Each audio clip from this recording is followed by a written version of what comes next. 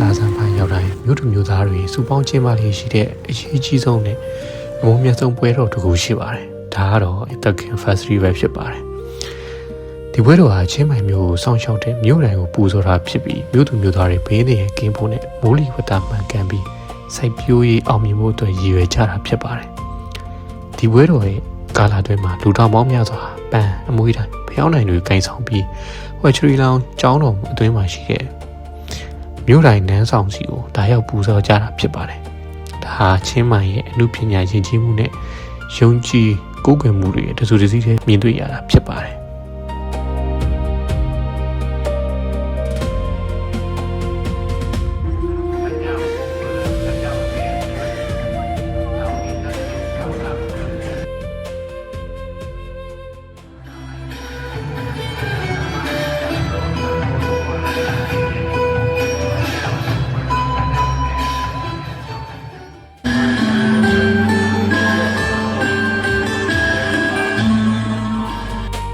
ချီလောင်ဆိုတာလန်နာဘာသာစကားနဲ့ကြီးမားသောစေတီတို့အဓိပ္ပာယ်ရပါတယ်။ဒီစေတီကို AD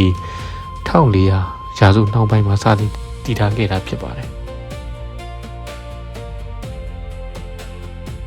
တရှိကအမြင့်82မီတာအထိရှိခဲ့လို့ထိုင်းနိုင်ငံမြောက်ပိုင်းမှာအမြင့်ဆုံးစေတီတော်ဖြစ်ခဲ့ပါတယ်။ဒါအပြင်အခုလက်ရှိမှာဘန်ကောက်မှာရှိတဲ့ဒူဘူကြီးမြာဖျားစေတီတော်ဟာလည်းတစ်ချိန်ကဒီကျောင်းတော်မှာနှစ်ပေါင်းများစွာကိန်းဝတ်ဆံမဲ့ခဲ့ပူပါတယ်။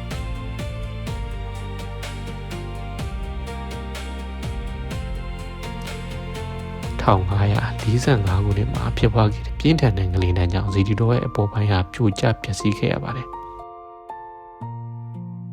ကြာရှိခဲ့တဲ့အောက်ပိုင်းအစအုံနဲ့စိန့်တူတော်တွေငကားလီကားတွေဟာအခုထိထန်အောင်ရှေးဟောင်းလန်နာဘီတုကပညာရဲ့အစဉ်အတန်းတစ်ခုပြသနေစေဖြစ်ပါတယ်။တင်ဟာချင်းမိုင်မှာနေတာကြတာပဲဖြစ်စေတွင်ချင်းမိုင်ရဲ့တမိုင်းကြောင်လေးလာခြင်းလူဖြစ်တဲ့ဆိုလို့ရှိရင်ဝက်ချရီလောင်းကိုတွားရောက်ဖို့အကြံပေးချင်ပါတယ်။